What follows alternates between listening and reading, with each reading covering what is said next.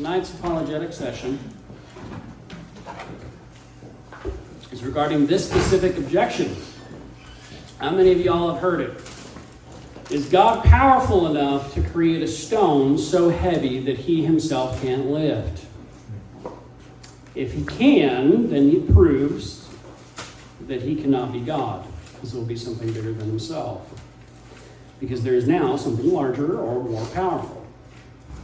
If he cannot create a stone too heavy that he himself can't lift, well, then he is not omnipotent and not all-powerful, thus proving that he is not God. Okay, how many of us have actually heard this objection? Or heard it on Facebook or a banter of some sorts, right? Well, let's suppose for a moment that God could create a rock so big that he himself can't lift. But now, wouldn't it also follow that there's another possible world in which God has become more powerful enough to lift that rock? And then a new possible world and creates a new rock. Does that not entail, with that same line of reasoning, the absurdity in which if God can create a rock that he himself can't lift, right? Why couldn't he create another possible world, another possible reality in which he could lift that other rock?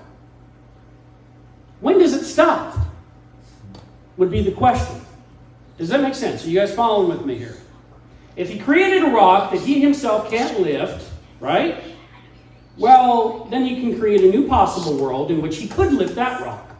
Well, now he creates a new rock. Well, then he creates a new possible world in which he can create and lift that rock. On and on and on and on it goes. Here's what you all need to remember. This is what is called a categorical error in philosophy. Categorically, what we mean by God is that he's omnipotent.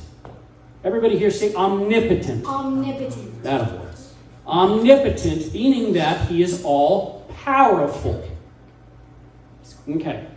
I'm going to offend some people tonight, or better yet, ruffle up some feathers by saying this. There are things that God cannot do. God cannot create a stick with only one end. Can't do it. God cannot create a married bachelor. Because the definition of a bachelor means that you're not married. Right? God cannot make 2 + 2 = 7. God cannot make torturing babies for fun something that is enjoyable for all of us to do. Well, actually, let me reverse that. He can't make that something that's true and right. I lost something. God's goodness and his morality is not arbitrary. He's not Oprah. He doesn't say, you get a car, you get a car, you get a car. He doesn't say, that's wrong, that's wrong, that's wrong. No, what's wrong is what is known as a derivative of his nature. Goodness is not something God does, it's who he is. But what the individual is doing when they are assuming that God somehow his omnipotence is to be in question when they say that can he create a rock too big that he himself can't lift, they're committing a categorical error because there's nothing greater than God in power. Okay? That would be like saying, what is the smell of the number 5? Right? Or what is the inches and miles of the smell of the rose? It doesn't even make sense. It's categorically it's an error. It's like saying a married bachelor. It's saying 2 + 2 = 7. It's categorically you're making an error when you make that such argument. Are you guys with me?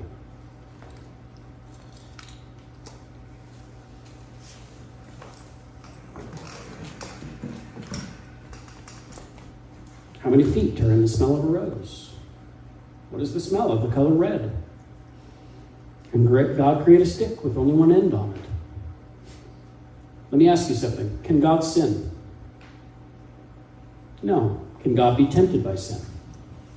No. There are things that God can't do. He'll never know what it's like to be tempted with sin, apart from the hypostatic union in the person of Jesus Christ. Are you with me? I think that's a pretty fair answer to that objection, don't you? All you have to say to the individual who's saying, can God create a rock so big that he himself can't lift? Just explain to him, you are committing a categorical error. Because what we mean by God is that he's all-powerful. There's nothing greater than himself. There you go. Problem solved. And then ask them, can there be such a thing as a married bachelor? Can I be standing and sitting at the same time? This is a true story. I wasn't even planning on sharing this, but this is hilarious. I told my wife about this about a year ago. I don't even think she remembers. I went over to a customer's house one day, and we're having this somewhat of the same type of conversation, that God can't do all things in this action. So he can do anything that can be actual, okay? Meaning to say he can create anything that's possible, let's just say. But creating a stick with one end on it, it's not possible. Okay? But I'm standing there in the conversation with this gentleman on the couch, and he gets up, and he's getting heated. And you can see the vein in his head, because I told him that God can't do anything and everything. I asked him, I said, can God sin? And he's like, he starts like foaming out of the mouth. I'm like, okay, all right, this is getting heated. This just got real. And I'm like, well, and I try to kind of calm him down a little bit. I'm like, in similar fashion, you can't be standing and sitting at the same time. No joke. Dropping F-bombs. He goes like, I can, mother. I can stand and sit at the same time. And he starts doing this over and over and over again. I'm like, I'm so confused. And so it was scary. It was very scary. I was going to get shot. But it was quite entertaining, to say the least. But you can't be standing and sitting at the same time, people. It's not possible. Right?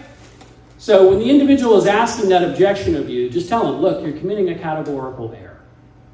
That's what you're doing. What we mean by God is that he's all-powerful. There's nothing greater than himself. All right, so